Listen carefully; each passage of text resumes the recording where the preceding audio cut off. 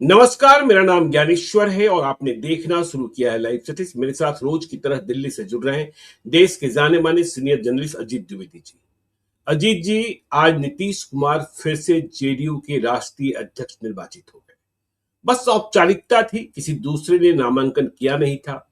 JDU party ही नीतीश कुमार की है। जब तक उनकी मर्जी होगी अध्यक्ष तो बने ही रहेंगे, भले ही मुख्यमंत्री न रहे। तो देखिए, दिल्ली में निर्वाची प्राधिकारी ने उनके निर्वाचन के बाद जेडीयू के राष्ट्रीय अध्यक्ष निर्वाचित होने का प्रमाण पत्र संजय झा को सौंपा। ललन सिंह मौजूद थे, दूसरे तमाम बड़े नेता मौजूद थे, श्रवण कुमार दिखाई पड़े, विजेंद्र प्रसाद यादव दिखाई पड़े और हमने देखा कि संजय झा ने आगे जो निर्वाचन का प्रमाण पत्र था उसे संजय गांधी को सुपुर्द कर दिया। मतलब पहुंचाने का जिम्मा संजय गांधी को, पोस्टमैन की भूमिका में हुए रहते ही यह सबको पता है कि जब कभी नामांकन के लिए प्रपत्र तैयार होता है तो प्रस्तावक भले विधायक हो जाए, दस्तखत हो जाते हैं, कौन उम्मीदवार होगा यह अंतिम समय में पता चलता है, किसी को पता नहीं होता है, नीतीश कुमार के अलावा। तो हमने कहा नीतीश कुमार पार्टी के अध्यक्ष फिर से बन गए हैं, मुख्यमंत्री नहीं रहेंगे यह बात भी तय है। कब तक बिहार में है, बिहार के मुख्यमंत्री के रूप में है, यह तारीख अब 9 अप्रैल के बाद जब निकल जाए इसमें कोई इफ बट नहीं है। तो अध्यक्ष हो गए, सेहत का भी ख्याल रखना होगा। अध्यक्ष होने के बाद भी जेडीयू के भविष्य को लेकर सभी लोग सवाल पैदा कर रहे हैं। निशांत कुमार को आगे लाया जा रहा है, लेकिन निशांत कुमार कितनी तेजी से संभाल पाएंगे, पार्टी के जो वरिष्ठ नेता हैं वह नीतीश कुमार को किस रूप में देखेंगे और निशांत उनके साथ, अभी तो देखिए निशांत बिल्कुल पुत्रवत हैं, लेकिन पुत्रवत होकर नेतृत्व तो नहीं होता है। नेता बनने के लिए नेता का गुण अख्तियार करना होता है। तो हम देखिए, आज ही मुझे बिहार सरकार के एक वरिष्ठ नौकरशाह से बातचीत हो रही थी। उन्होंने कहा कि देखिए 10 अप्रैल को जैसे ही मुख्यमंत्री पद से इस्तीफा होगा, बहुत सारी स्थितियां परिस्थितियां बदल जाएंगी। आप पहले भी कहते रहे हैं कि जो प्रोटोकॉल है, उन्होंने कहा कि देखिए अभी पटना की सड़कों पर चलेंगे, तमाम होर्डिंग्स नीतीश कुमार की दिखाई पड़ते हैं। 7 निश्चय, कौन सी सिटी, कौन सी योजना, तो जितनी होर्डिंग्स हैं सब पर नीतीश कुमार की तस्वीरें हैं। वह तस्वीरें स्वयं हट जाएंगी। प्रधानमंत्री के साथ मुख्यमंत्री की तस्वीर लग सकती है, किसी पार्टी के राष्ट्रीय अध्यक्ष की तस्वीर नहीं लग सकती है, डिप्टी सीएम की भी तस्वीर नहीं लगाई जा सकती है। वह तो नीतीश कुमार थे जिन्होंने बीच में ही सम्राट चौधरी की तस्वीरों को किसी कार्यक्रम का उद्घाटन करते हुए दिखाकर लगवाना शुरू किया था। आज हमने समृद्धि यात्रा के दौरान देखा कि अब तो सम्राट चौधरी के पक्ष में वह लोगों से हाथ उठवा रहे हैं। मतलब संकेत आगे जा रहा है कि सम्राट चौधरी ही हैं। तो बहरहाल शुरुआत वहां से करें, फिर हम नीतीश कुमार के उस पत्र पर भी आएंगे जो उन्होंने प्रधानमंत्री नरेंद्र मोदी को लिखा है बिहार के मुख्यमंत्री की हैसियत से। बिहार दिवस पर मिले शुभकामना संदेश जो प्रधानमंत्री ने भेजा था उसका जवाब, और फिर से सवाल वही, क्या नीतीश कुमार स्वयं लिख रहे हैं? राज्यसभा जाने के लिए जब वह तैयार हुए थे, हैंडल एक्स पर उनका पोस्ट आया था, तब भी यह विवाद उठा था कि क्या स्वयं नीतीश कुमार ने देखा था, लिखा था। तो अब देखिए, पहले जेडीयू के राष्ट्रीय अध्यक्ष निर्वाचित हुए हैं नीतीश कुमार, पार्टी उनकी अध्यक्ष रहेंगे, लेकिन पार्टी को कितना संभाल पाएंगे? बिहार में जेडीयू की सरकार नहीं होगी, बीजेपी के नेतृत्व वाली एनडीए की सरकार होगी। तो नीतीश कुमार की चुनौतियां और जेडीयू का भविष्य। अजीत जी, देखिए ज्ञानेश्वर जी, ये एक तमाम प्रादेशिक पार्टियों की एक विडंबना है या नियति है, और जिसको हम लोकतांत्रिक नजरिए से बहुत अच्छा नहीं मानते हैं। और यही कारण है कि इन पार्टियों का के भविष्य को लेकर के हमेशा सवाल उठता है कि ये कितने दिन तक ये पार्टियां रहेंगी। और वो विडंबना ये है, वो नियति ये है कि परिवार का ही कोई व्यक्ति जब तक उसको नहीं संभालेगा या जो संस्थापक नेता है वो नहीं संभालेगा तो वो पार्टी खत्म हो जाएगी। बिल्कुल। जबकि जबकि भारतीय जनता पार्टी का एक मॉडल है। आप देखिए, ये 1980 की बनी पार्टी है, जनसंघ उसके पहले बनी थी। दीनदयाल उपाध्याय, पंडित दीनदयाल उपाध्याय और श्यामा प्रसाद मुखर्जी ने उस भारतीय जनसंघ की स्थापना की। और उसके बाद जब उसका मर्जर हुआ जनता पार्टी में, फिर 1980 में अटल बिहारी वाजपेयी, लाल कृष्ण आडवाणी और डॉक्टर मुरली मनोहर जोशी ने एक नई पार्टी बनाई, भारतीय जनता पार्टी। उसमें किस तरह का एक ढांचा बना है, कैसा एक लोकतांत्रिक ढांचा है कि जो प्रधानमंत्री होता है, कोई आदमी अध्यक्ष होता है और स्मूथ तरीके से उसमें ट्रांसफॉर्मेशन होता है, पद चेंज होते हैं, बदले जाते हैं, नए लोग आते हैं और पार्टी चलती जाती है, लगातार बिल्कुल। मजबूत होती जाती है। जैसा नेता आता है उसी हिसाब से मजबूत या कमजोर होती है पार्टी। हम्म। कांग्रेस का भी इसी तरह से, कांग्रेस आज जाकर के जिस खराब अवस्था में है इसलिए है क्योंकि परिवार की पार्टी बन गई। नहीं तो जब कांग्रेस आजादी की लड़ाई की पार्टी थी तो महात्मा गांधी भी 1 साल अध्यक्ष रहे थे और जी। मोतीलाल नेहरू भी अध्यक्ष रहे थे, जवाहरलाल नेहरू भी अध्यक्ष रहे थे। तो हम्म। वो पार्टी लोकतांत्रिक व्यवस्था में अगर वैसी पार्टी बनाइएगा, संगठन का वैसा ढांचा बनाइएगा, तो फिर व्यक्ति के जीवन पर उस पार्टी का भविष्य निर्भर नहीं रहेगा। ये तमाम प्रादेशिक पार्टियों में नहीं है। ज्ञानेश्वर जी आप देखिए, व्हील चेयर पर थे, खुद से उठ करके वॉशरूम जाने की स्थिति नहीं थी, तब तक करुणानिधि पार्टी के अध्यक्ष रहे और मुख्यमंत्री रह बिल्कुल। सकते थे तो मुख्यमंत्री रहे। यही स्थिति प्रकाश सिंह बादल की रही, यही स्थिति आज लालू प्रसाद यादव की है, यही स्थिति हम लोग नीतीश कुमार की देख रहे हैं। आप मानसिक रूप से, शारीरिक रूप से पार्टी की बेहतरी में कोई योगदान न लालू यादव दे रहे हैं, न नीतीश कुमार दे रहे हैं, कोई नहीं दे रहा है। लेकिन इसके बावजूद दोनों राष्ट्रीय अध्यक्ष हैं और ये माना जा रहा है कि पार्टी तभी बचेगी जब ये लोग रहेंगे या इनके बच्चे संभालेंगे। तो ये एक विडंबना है, लोकतांत्रिक व्यवस्था में ऐसी ऐसी चीजें नहीं होनी चाहिए है। और कम से कम जो नेता बड़ा हो गया उसको ये चीजें नहीं सोचनी चाहिए है। तो नीतीश कुमार का चुना जाना उनके पार्टी के सर्वाइवल के लिए हो सकता है कि बहुत जरूरी हो या अच्छा हो, लेकिन एक लोकतांत्रिक संगठन के चलने के लिए कोई बहुत अच्छी बात नहीं है, क्योंकि वो पद प्रतीकात्मक है। आप प्रतीकात्मक रूप से अध्यक्ष बने रहेंगे, काम आपके बदले में कोई और करेगा। तो इससे कितना अच्छा होगा, कितना भला होगा, ये इसमें क्या ऐसा तो है नहीं कि लोग नहीं समझ रहे हैं। इतना बड़ा नेता है नीतीश कुमार, आप क्यों नहीं कुछ ऐसे शिष्य पैदा करते हैं, ऐसे अपने उत्तराधिकारी पैदा करते हैं जो आपका नाम बढ़ाए। महात्मा गांधी तो अपना नाम नहीं बढ़ाए ना, नेहरू ने उनका नाम बड़ा किया, सरदार पटेल ने उनका नाम बड़ा किया। उन्होंने ऐसे लोगों के हाथ में देश की सत्ता सौंपी जिन्होंने उनको राष्ट्रपिता बनाया और पूरे देश में हर जगह उनके उनके विचारों को और उनके नाम का प्रचार किया। राम मनोहर लोहिया का वंशज कौन है? कौन राम मनोहर लोहिया का बेटा और भतीजा है? और क्यों फिर लालू यादव और महात्मा गांधी? अभी देखा हमने उनको, प्रधानमंत्री ने इतनी लंबी चौड़ी पोस्ट लिखी उनके ऊपर, राम मनोहर लोहिया के ऊपर। तो चाहे नीतीश कुमार हो, चाहे लालू यादव हो, या देश का कोई भी नेता हो, कैसे राम मनोहर लोहिया जो व्यक्ति एक पूरे 5 साल के टर्म के लिए भी सांसद नहीं रहा है उसका नाम लेता है? या जयप्रकाश नारायण तो कभी सांसद नहीं बने, किसी भी पद पर नहीं रहे, तो क्यों चाहे नीतीश हो या लालू यादव हो उनका नाम लेते हैं? क्यों उनके नाम पर आप जब जेपी गंगा पथ बनाना हुआ तो आप जेपी गंगा पथ बना, मरीन ड्राइव सब लोग कहता है, लेकिन आपने उसका नाम जेपी गंगा पथ रखा। दीघा पुल का नाम आपने जेपी सेतु रखा। तो क्यों नहीं कुछ ऐसा कर जा रहे हैं कि लोग आपको याद रखें, आपकी मूर्तियां लोग बनाएं, आपके नाम पर योजनाएं चले, आपके नाम पर सड़कें बने, कुछ ऐसा करिए। उत्तराधिकार इससे जीवित रहता है, आपके कामों से इतिहास में आपको जगह मिलेगी। आप 25 साल तक या 30 साल तक लालू यादव राष्ट्रीय जनता दल के राष्ट्रीय अध्यक्ष रहे, इस नाते उनको कितने दिन याद रखा जाएगा? कोई नहीं याद रखेगा। पवन कुमार चामलिंग सबसे लंबे समय तक मुख्यमंत्री रहा, कोई नाम नहीं लेता है भाई। ज्योति बसु का नाम लेने वाला बंगाल में कोई व्यक्ति नहीं है। कितने लंबे समय तक मुख्यमंत्री रहे, तो आप कितने लंबे समय तक मुख्यमंत्री रहे या कितने लंबे समय तक अपनी पार्टी के राष्ट्रीय अध्यक्ष रहे, इससे आपके योगदान को, राजनीति में आपकी योगदान को, या बिहार की तरक्की में, विकास में आपके योगदान को नहीं याद रखा जाएगा क्या बहुत दिन रहे?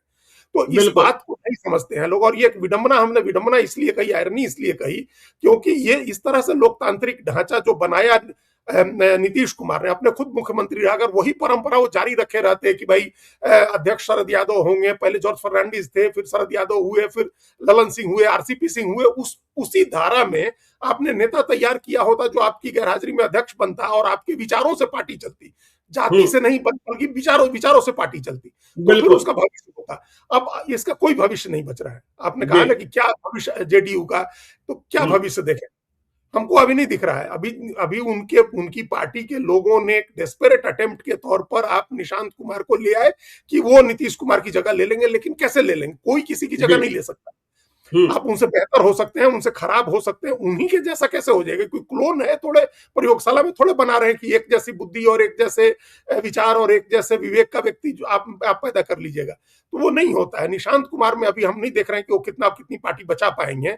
अगर भारतीय जनता पार्टी की तरह, कम्युनिस्ट पार्टियों की तरह, या जो दूसरी पार्टियां हम लोग पहले एक जमाने में देखते थे, अब तो सारी पार्टियां ऐसी हैं जिनमें परिवार के नेता ही चला रहे हैं, और ये मान लिया जाता है कि परिवार का नेता नहीं होगा तो पार्टी खत्म हो जाएगी। मतलब अखिलेश यादव नहीं होंगे तो समाजवादी पार्टी नहीं रहेगी, जबकि अखिलेश यादव और मुलायम सिंह यादव के पहले भी समाजवादी पार्टियों का अस्तित्व था।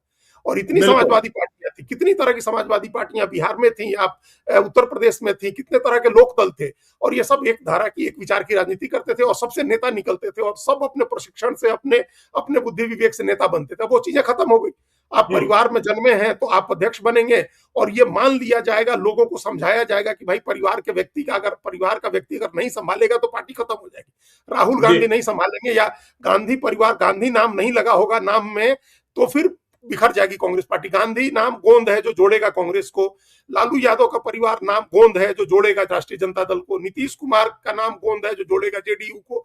तो जब तक ये रहेंगे, इस तरह से व्यक्ति आधारित, व्यक्ति केंद्रित राजनीति होगी, तब तक उस व्यक्ति की सोच समझ, उसके बुद्धि विवेक पर टिकी रहेगी पार्टी। उसका कोई लोकतांत्रिक भविष्य नहीं होगा, उसका कोई बड़ा योगदान नहीं हो सकता है। तो हम अभी बिल्कुल। जो देख, नीतीश कुमार हो गए, फिर से राष्ट्रीय अध्यक्ष हो जाए, वो एकदम अचेत अवस्था में भी पड़े रहेंगे किसी समय, अगर अपने उम्र के किसी पड़ाव पर, तब भी वो अध्यक्ष हो सकते हैं, उसे कोई फर्क नहीं जी। पड़ता है। लेकिन इतिहास आपको उस रूप में नहीं याद रखेगा कि आप बड़े लंबे समय तक अध्यक्ष रहे, या अभी आपकी उम्र 90 साल हो गई है और आप बिस्तर से उठ नहीं पाते हैं, तब भी आप राष्ट्रीय अध्यक्ष हैं पार्टी के, तो उसका बिल्कुल। कोई फायदा नहीं है। जी। संगठन को क्या फायदा होगा? नीतीश कुमार अब क्या फायदा पहुंचा पाएंगे संगठन को? अभी खुद तो कुछ करने की स्थिति में है नहीं, वो कोई हम्म। संगठन का काम अभी नहीं कर रहे हैं। और निशांत कुमार बिल्कुल अभी ऐसे नेसेंट स्टेज में है। नेसेंट स्टेज हम इसलिए करें, बिल्कुल नवजात है वो, उम्र भले हम्म। 50 साल से ज्यादा होगी, लेकिन राजनीति में बिल्कुल नवजात है, तो वो भी जी। क्या कर पाए? तो हम्म। एक ढांचा हर नेता को, ये एकदम एक हम लोकतांत्रिक उदार जो सोच है हम लोग की राजनीतिक, उस हिसाब से हम कह रहे हैं कि हर नेता को इस बारे में सोचना चाहिए। आप अपनी पार्टी के सबसे योग्य व्यक्ति को अपनी पार्टी की कमान दीजिए, और जब आपको, बिल्कुल। जब समय आ जाए, जब आपको लगे कि आप पार्टी का कामकाज करने में सक्षम नहीं है, तो आप नई पीढ़ी के लिए, नए लोगों के लिए जगह बनाइए। ये चीजें नीतीश कुमार जैसा बड़ा नेता नहीं करता है, लालू यादव जैसा बड़ा नेता नहीं करता है, मुलायम सिंह यादव जैसे बड़े नेता ने नहीं किया। मतलब अपने भाई बिल्कुल। को जो उनके कंधे से कंधा मिला करके चले, शिवपाल यादव, उनको भी नहीं दिया, जी। उन्होंने अपने बेटे को दिया। बाल ठाकरे हम्म। ने अपनी विरासत अपने भतीजे राज ठाकरे को नहीं सौंपी, अपने बेटे को सौंपी। उद्धव हम्म। ठाकरे पहले पार्टी का एकदम नाश होने की स्थिति में आ गई, पार्टी कहीं की नहीं रही, लेकिन उन्होंने बेटे को दिया अपने। शरद पवार को अपना उत्तराधिकारी अपनी बेटी को बनाना है, सुप्रिया सुले को, उन्होंने अजीत पवार को उत्तराधिकार अपना नहीं दिया। और एक समय, एक बिल्कुल। चुनाव में ऐसा था ज्ञानेश्वर जी, जब 2 सीटें ज्यादा थी एनसीपी की कांग्रेस से, इसके बावजूद इसी बात का तो गम था अजीत पवार को कि जब ज्यादा सीटें हो गई हमारी, तब भी हम्म। हमारे चाचा ने हमको मुख्यमंत्री, हम ना बन जाए इसलिए मुख्यमंत्री का पद नहीं लिया, उन्होंने दे दिया बिल्कुल। कांग्रेस। तो हम्म। उन्होंने भी अपने अपने बेटी को बनाना है, भतीजे को नहीं बनाना है। गोपीनाथ मुंडे को, धनंजय मुंडे इतना बढ़िया भतीजा उनका नेता है, अभी एनसीपी में है, लेकिन उनको अपनी बेटियों को बनाना था गोपीनाथ मुंडे को, उन्होंने भी भतीजे को नहीं दिया। तो ये हम्म। कोई व्यक्ति जो है परिवार में, हमारा बच्चा, हमने पार्टी बनाई है, तो हम रहेंगे जब तक जीवित रहेंगे, चाहे जिस अवस्था में रहे, और मेरे बाद मेरा बेटा संभालेगा। ये पूरे देश की राजनीति है, और इतनी खराब राजनीति हम नहीं करें कि ये इससे इससे लोकतंत्र बड़ा कमजोर हो गया या लोकतंत्र खराब हो गया, लेकिन पार्टी, आपकी पार्टी खराब हुई, आपकी पार्टी के लिए कोई भविष्य नहीं बचता है। कोई ढंग की हम्म। पार्टी आएगी तो आपको चैलेंज करके खत्म कर देगी। तो ये जी। जेडीयू के सामने आज समस्या है, और इसलिए आरजेडी और जेडीयू दोनों घबराते हैं भारतीय जनता पार्टी से, कि वो एक ऐसी बिल्कुल। पार्टी है जिसके पास लीडरशिप है, जिसके पास अपना एक ऑल्टरनेटिव पॉलिटिक्स है, वो कब्जा कर लेगा। मतलब आरजेडी जेडीयू आएंगे तभी दोनों बचेंगे। ये क्यों ऐसी बात आ गई? क्यों नहीं दोनों बिल्कुल। स्वतंत्र रूप से आप लोग राजनीति कर सकते हैं?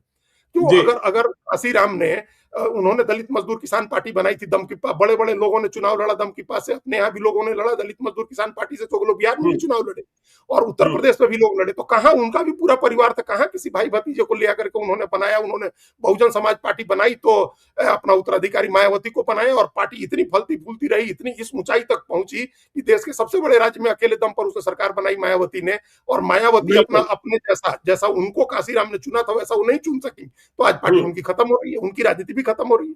तो हम्म। इस नेताओं को इस बारे में सोचना चाहिए। अब नीतीश कुमार नहीं सोच सकते हैं, उनकी पार्टी के लोग पता नहीं सोचेंगे कि नहीं सोचेंगे। हमको अभी जो दिख रहा है वो, अब चूंकि 4 साढ़े 4 साल तक आपके पास 85 एमएलए हैं, चलते रहेंगे आप। इस बीच कोई चमत्कार हो, निशांत की ट्रेनिंग हो जाए, निशांत कोई बहुत अच्छा अपना ग्राउंड गेन कर लें, जो हम कह रहे हैं, हम लोग पहले कह रहे हैं कि ग्राउंड, बहुत लंबा चौड़ा ग्राउंड गेन करना है, कर लें, हम्म। पार्टी बचा लें, तो चलिए तभी ठीक है। लेकिन उसके बाद क्या? उसके बाद उन्होंने तो शादी नहीं की है बिल्कुल। उनकी, फिर उसके बाद क्या? फिर उसके बाद पार्टी खत्म हो जाएगी। जी। तो ये क्या पार्टी का मतलब हुआ? पार्टियां विचार पर आधारित होती है ना, उसका एक लक्ष्य हम्म। होता है, एक उद्देश्य होता है। तो क्या आपका क्या लक्ष्य है, क्या उद्देश्य है? वो नहीं दिख रहा है बिल्कुल। हमको। तो इस बिल्कुल बारे में बिल्कुल। सोचना चाहिए कि लोकतांत्रिक ढांचा बनाना चाहिए पार्टियों का, चाहे नीतीश कुमार हो, लालू यादव हो। अब तो लालू यादव अभी सोचने समझने की स्थिति में है, उनको सोचना चाहिए कि मान लीजिए तेजस्वी यादव से नहीं हो रहा, उनकी पार्टी में कितने नेता थे, कहां उन्होंने किसी को हम्म, आगे किया। तो ये करना चाहिए। असली जरूरत आज लोकतांत्रिक ढांचे में इस बात की है कि बेटा योग्य है तो आप हम्म, दीजिए, उसको निश्चित रूप से दीजिए। अगर योग्य नहीं है, लग रहा है कि नहीं कर सकता है, तो आप दूसरे किसी को देख दीजिए। एक लोकतांत्रिक ढांचा बनाइए, एक सरकार पार्टी का एक संगठन का सिस्टम बनाइए, संगठन बनाइए जिससे पार्टी आगे चले। हमको वो अभी नहीं दिख रहा है ज्ञानेश्वर जी। नीतीश कुमार हो जाएंगे और उनके होने न होने का कोई मतलब नहीं है। अब ये देखना है कि जो कार्यकारी अध्यक्ष है संजय झा, उन जी जेडीयू के लोग उनको भी काम करने देते हैं या नहीं देते हैं। उनकी बिल्कुल राजनीतिक बिल्कुल जमानत है, लेकिन बिल्कुल, उनको भी क्योंकि काम करने खींचतान देते हैं या दिखाई नहीं देते। पड़ रही है अजीत जी। अलग अलग धाराएं हैं, अलग अलग गुट हैं। कोई गुट चाहता है ये हो जाए, कोई गुट चाहता है ये हो जाए। एक गुट चाहता है दूसरे का पैर खींच ले, दूसरा गुट चाहता है तीसरे का वही। पैर खींच ले। हाँ, और जब नीतीश कुमार मुख्यमंत्री की कुर्सी से उतरेंगे और सत्ता में बीजेपी का मुख्यमंत्री होगा तो यह खींचतान और बढ़ेगी। यह भी तय, इसलिए मैं बार बार कह रहा हूं कि मुख्यमंत्री से हटने के बाद नीतीश कुमार बिहार में कितने याद किए जाएंगे। देखिए, प्रधानमंत्री को जो पत्र लिखा है उन्होंने, बधाई का जो जवाब दिया है उस पर आएंगे। वह भी संकेतक है कि जब नीतीश कुमार किसी दूसरे को मानने को तैयार नहीं है तो नीतीश कुमार को आगे कौन मानेगा। बिल्कुल ठीक बात है। यही तो हम कह रहे कि आपने ऐसा उत्तराधिकारी क्या तैयार किया कि वो, मान लीजिए भारतीय जनता पार्टी से सम्राट चौधरी मुख्यमंत्री होते हैं, तो वो क्या आपको उस तरह से बड़ा बनाएंगे जैसे आप कर्पूरी ठाकुर को बनाते रहे, या राम मनोहर लोहिया को बनाते हैं, या आप जयप्रकाश नारायण को बनाते हैं। जी। तो ये वो क्यों आपको मतलब अगर नहीं करे तो कोई क्या कर लेगा। भाई हम्म। उनको तो लोग इसलिए बना रहे हैं क्योंकि न राम मनोहर लोहिया ने अपना परिवार चुना, न जेपी ने चुना, न कर्पूरी ठाकुर ने चुना। हम्म। सबने बिहार के भले के लिए काम किया, एक पार्टी बनाई, संगठन बनाया। और जब उनसे कहा गया तो वो जो कबीर दास की तरह ज्यों की त्यों धर दिन ही चधरिया, उस तरह से जी। उन्होंने छोड़ दिया, सत्ता छोड़ दी। भाई अपनी ही पार्टी की सरकार, कर्पूरी ठाकुर को हटाया, भारतीय जनसंघ के लोगों ने हटा दिया, रामसुंदर दास हम्म। मुख्यमंत्री हो गए। तो कहां कर्पूरी जी। ठाकुर इस बात के लिए लड़ने गए कि हमको नहीं बना रहे, हमको कैसे हटाया गया। तो ये हम्म। वो ज्यों की त्यों धर दिन ही चधरिया वाले लोग थे। तो आज तो उनके उनके समर्थक लोग हैं, उनका नाम आगे बढ़ाते हैं, उनकी लोग जय जयकार करते हैं, उनके नाम पर पुल बनते हैं, सड़कें बनती हैं। तो आज नीतीश कुमार को अगर मतलब उन्होंने ये काम तो नहीं किया, ये बस तो मिस हो गई कि आपने बिल्कुल। संगठन बना करके वैचारिक आधार पर किसी अपने वैचारिक समर्थक को आपने कमान नहीं सौंपी है। आपका बेटा हम्म। आपकी जगह लेगा, और वो भी तब जब आप एकदम ऐसी अवस्था में हैं। भाई अब आप सोचिए ज्ञानेश्वर जी कि अगर नीतीश कुमार मुख्यमंत्री का पद संभालने की स्थिति में नहीं है, तो राष्ट्र किसी हम्म। पार्टी का राष्ट्रीय अध्यक्ष बनने की स्थिति में कैसे है। बिल्कुल क्या बिल्कुल, यही तो राष्ट्रीय समझ अध्यक्ष है। का काम। और हाँ, देखिए विडंबना, देखिए इसकी गवाही है अजीत जी, 5 राज्यों में चुनाव है और हाँ, जेडीयू ने कहीं दावेदारी भी नहीं की। जेडीयू के नेताओं से जब पूछा गया तो उन्होंने कहा कि देखिए, एक तो गठबंधन है, दूसरी तैयारी नहीं है। तो तैयारी आप छोड़ चुके हैं। देखिए, चिराग पासवान जैसे नेता लड़े न लड़े, लेकिन बंगाल जा रहे थे, असम जा रहे थे, तो दिख रहे थे। आपकी पार्टी ने कोई तैयारी ही छोड़ दी, भविष्य की रूपरेखा को तैयार करना ही छोड़ दिया। और नीतीश कुमार समृद्धि यात्रा में सिर्फ 7 निश्चय की बात करके आगे निकल जा रहे हैं और हाथ उठवाकर आशीर्वाद दे रहे हैं। बिल्कुल, उन्होंने ये कोई संगठन का काम नहीं है। जनता दल का आप याद करिए कि कितने जगह पर भी एक समय था जब झारखंड में, जहां आज हम झारखंड में ही आए, जी, आज जो है रांची में रांची है बैठे आप। हैं। हाँ, जी, तो यहाँ 6 एमएलए होते थे जेडीयू के। बिल्कुल। तो 6 एमएलए होते थे, उनके समर्थन से सरकार बनी थी। आज 1 एमएलए हैं, और वो भी अपने दम पर जीते हुए सरयू राय। जी। उन्होंने कोई ऐसा नहीं था कि वो जनता दल के यू के होने के नाते जीत गए, इसके पहले वो निर्दलीय चुनाव जीत चुके थे। जी। तो वो अपना अपने दम पर जीत गए, वो एक वही रिप्रेजेंट कर रहे हैं। लेकिन लोक जनशक्ति पार्टी ने एक सीट ली और चुनाव जीत गया। लोक जनशक्ति पार्टी का एक एमएलए है, लोक जनशक्ति पार्टी का एक एमएलए नागालैंड में भी है, वहां भी पार्टी चुनाव बीजेपी से के साथ अलायंस करके वहां भी एक टिकट ली, शायद जीता हुआ एमएलए है, हमको जीता हुआ ही है। और दिल्ली में भी चुनाव लड़े, हार गए, अलग बात है। लेकिन संगठन का काम मतलब जेडीयू को जो करना चाहिए था, बड़ी पार्टी होने के नाते, नीतीश कुमार का बड़ा चेहरा होने के नाते, उनको जो करना चाहिए था उन्होंने भी नहीं किया। वो तो अपना ग्राउंड बिल्कुल। था उनका झारखंड में, छोड़ दिया। और सिर्फ जब बीजेपी से अलग हुए तो बीजेपी को चैलेंज करना था, तो एक बात चलाई गई कि उत्तर प्रदेश में चुनाव लड़ेंगे। भाई इसमें क्या दिक्कत है उत्तर प्रदेश में चुनाव लड़ने का? आपकी जाति का आधार है, वहां आपका नाम है, आपकी राजनीति को लोग पसंद करते हैं, बिहार के लोग, उत्तर प्रदेश के लोग भी आप पर नजर रखते हैं कि आपने बिहार का कायाकल्प किया, जंगल राज से निकाला, तो आप जाके लड़ते। लेकिन कहीं बिल्कुल। नहीं लड़ा, अकाउंट लगातार छोड़ते चलेगा। अरुणाचल प्रदेश में जेडीयू का एमएलए होता था, नागालैंड में जेडीयू का एमएलए होता था, झारखंड में होता था, आप कहीं सब छोड़ते चले गए सब चीजें। तो वो आपने इस संगठन का विस्तार करना, बड़ा करना, जब नीतीश कुमार नहीं कर सके तो उसके आगे कौन करेगा? कोई नहीं करेगा। तो ये बिल्कुल आप समझिए कि अब ये जब तक वो हैं तब तक वो राष्ट्रीय अध्यक्ष बने रहेंगे। और हमने जो पहले सवाल छोड़ा कि भाई राष्ट्रीय अध्यक्ष, एक पार्टी के राष्ट्रीय अध्यक्ष का काम कम जटिल नहीं होता है राज चलाने से। जी आप सरकार चला रहे हैं तो सरकार के पास, सरकार चलाने के लिए आपके पास एक बहुत लंबा चौड़ा पैराफर्नेलिया मुख्यमंत्री के साथ होता है, एक बहुत बड़ा सपोर्ट सिस्टम मुख्यमंत्री के पास होता है। दर्जनों बिल्कुल सचिव होते हैं, ये होते हैं, टेक्नोक्रेट्स होते हैं जो आपको समझाते हैं चीजों को, आप डिसीजन लेने में आपके लिए बहुत आसानी होती है। आप कैबिनेट होती है, आपके पास इतने मंत्री होते हैं, इतने तरह की समझ के लोग होते हैं। राष्ट्रीय अध्यक्ष में तो आपको अकेले अपनी दिशा तय करनी होती है। आप भी महासचिव नियुक्त करते हैं, आप संगठन होता है, लेकिन आपके पास साधन की कमी होती है, उस तरह की सलाहियत नहीं होती है, वैसा पैराफर्नेलिया नहीं होता है। ये ज्यादा जटिल काम होता है एक पार्टी के राष्ट्रीय अध्यक्ष की जिम्मेदारी अगर आपको मिली है तो। लेकिन क्या वो जिम्मेदारी का निर्वहन करने में सक्षम है नीतीश कुमार? वो नहीं कर सकते हैं। सिर्फ प्रतीकात्मक रूप से औपचारिकता के लिए वो राष्ट्रीय अध्यक्ष हैं, और उनकी पार्टी में जितना जो गुटबाजी हो रही है और उनके मुख्यमंत्री पद से हटने के बाद जितनी होगी, उसमें हमको नहीं लगता है कि कार्यकारी अध्यक्ष है संजय झा, उनको भी लोग काम करने देंगे ठीक तरीके से। तो नहीं होगा। चलिए तो जी ये उसी तरह बिल्कुल से धीरे धीरे धीरे पार्टी का क्षरण होगा, हमको ऐसा दिख रहा है।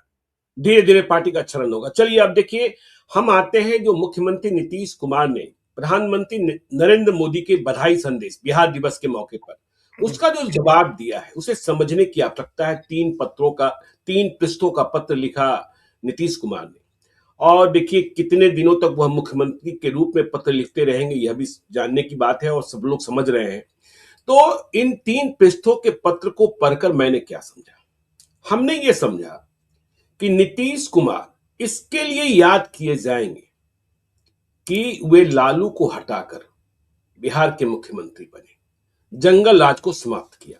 लेकिन हमने जो प्रधानमंत्री को पत्र लिखा है नीतीश कुमार ने, जब उसे पढ़ा तो यह महसूस किया कि उन्होंने बिहार की गौरव गाथा सुनाई।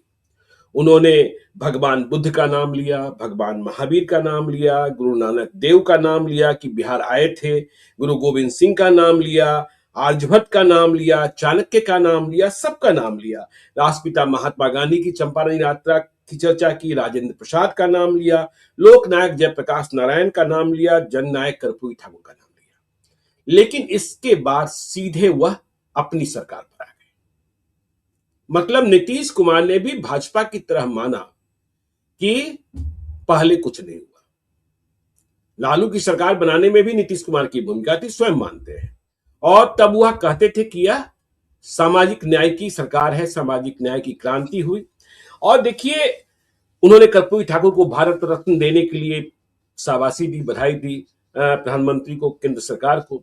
और 24 नवंबर 2005 को जब आए, यह मुख्यमंत्री बने, तो उन्होंने कहा कि न्याय के साथ विकास, जो उनका नारा रहा है। लेकिन लोगों का नाम लेते वक्त वह बिहार के पहले मुख्यमंत्री डॉक्टर श्री कृष्ण सिंह का नाम तो भूल ही गए ना, जिन्हें बिहार का निर्माता कहा जाता है। नीतीश कुमार आधुनिक बिहार के निर्माता कहे जाते हैं, तो डॉक्टर श्री कृष्ण सिंह का नाम भी याद करना चाहिए था। और देखिए, जो हमने कहा, उन्होंने बिजली, सड़क, पुल पुलिया, ये तमाम बातें की हैं। लेकिन तीसरे पन्ने में उन्होंने नरेंद्र मोदी के बारे में जो उद्गार व्यक्त किए हैं, उन्होंने क्या लिखा नरेंद्र मोदी? नीतीश कुमार ने लिखा है, गुजरात के मुख्यमंत्री के रूप में आपने बिहार वासियों को पूरा सम्मान और अपनापन दिया, उनकी मेहनत को सराहा तथा उनको परिवार की तरह अपनाया। जब नरेंद्र मोदी गुजरात के मुख्यमंत्री थे और नीतीश कुमार बिहार के मुख्यमंत्री थे, तो दोनों के रिश्ते तो जगजाहिर है ना, किस तरीके के रिश्ते हैं। बाढ़ की तबाही में गुजरात ने पैसा भेजा, नीतीश कुमार ने वापस कर दिया था। फोटो सेशन पर आपत्ति हो गई थी, मेजबानी वापस ले ली थी। तो यह पत्र नीतीश कुमार ने स्वयं लिखा है, इस पर फिर से मुझे संदेह हो रहा है। और यदि उन्होंने नहीं लिखा है तो इतना सरेंडर करने की क्या जरूरत थी? इतना सरेंडर करने की क्या जरूरत थी? तो यह बात समझ में आती नहीं है। जो नीतीश कुमार की सेहत से भी जुड़ा मसला है, नीतीश कुमार की विवेक, और यह भी कि आप श्री कृष्ण सिंह का नाम भूल गए, सब कुछ अपने खाते ले गए। चलिए, लालू यादव का नाम भूल गए, ठीक है, वह आपकी राजनीतिक प्रतिनिधिता जो बाद में बदली। तो इस पत्र पर भी आपकी टिप्पणी आवश्यक है।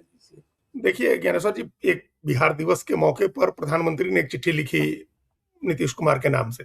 उन्होंने उस जी चिट्ठी का जवाब दिया, नीतीश कुमार ने जवाब दिया। जी ये औपचारिकता होती है, एक उधर से एक औपचारिक चिट्ठी आई, इधर से एक औपचारिक जवाब गया। हाँ आपकी नजर जहां गई है, असली चीज वही है।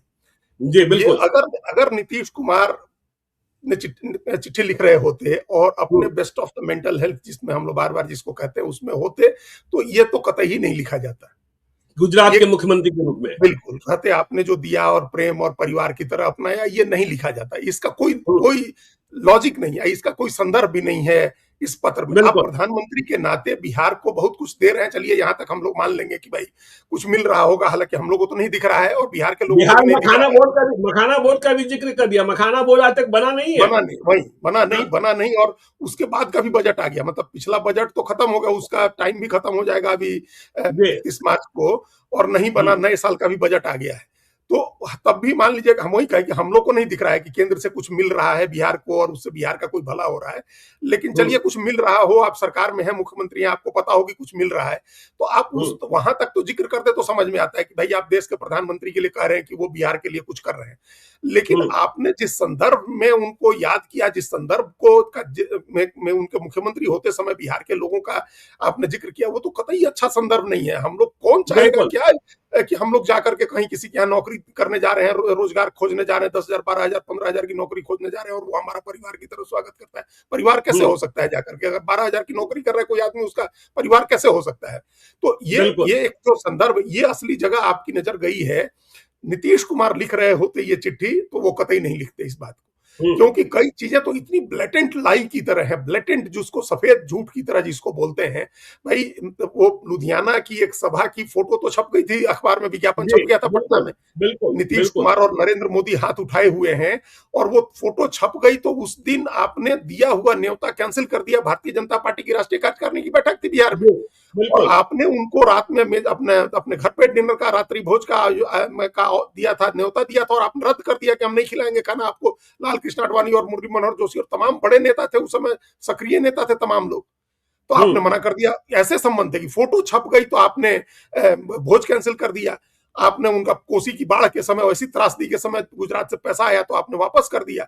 और हम्म, 2013 में जिस समय गोवा की राष्ट्रीय कार्यकारिणी में नरेंद्र मोदी को भारतीय जनता पार्टी के चुनाव अभियान समिति का अध्यक्ष बनाया गया था, तो सिर्फ 2 ही लोगों ने विरोध किया था।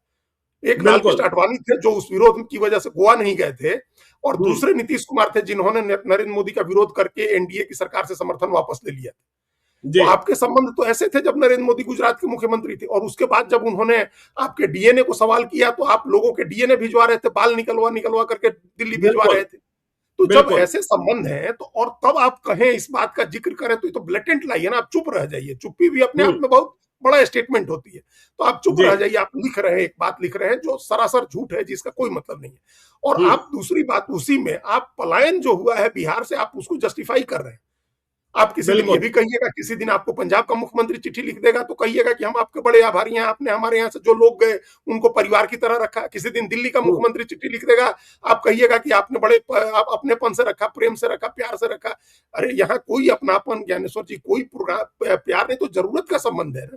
उनको जरूरत बिल्कुल है, उनको सस्ते मजदूर की जरूरत है, उनको स्किल्ड और अनस्किल्ड मजदूर की जरूरत है, जो कम से कम में मेहनत करके काम कर सके, उनके लिए ज्यादा से ज्यादा काम कर सके। तो बिहार के लोग जाते हैं, उनकी इस जरूरत को पूरा करते हैं। इसमें क्या आप इस ये एक तरह से नीतीश कुमार ने अपनी विफलता स्वीकार की है। आप नहीं दे सके हैं रोजगार, आप नहीं जी पलायन रोक सके हैं 20 साल में, जिसकी तरफ प्रशांत किशोर बार बार इशारा करते हैं।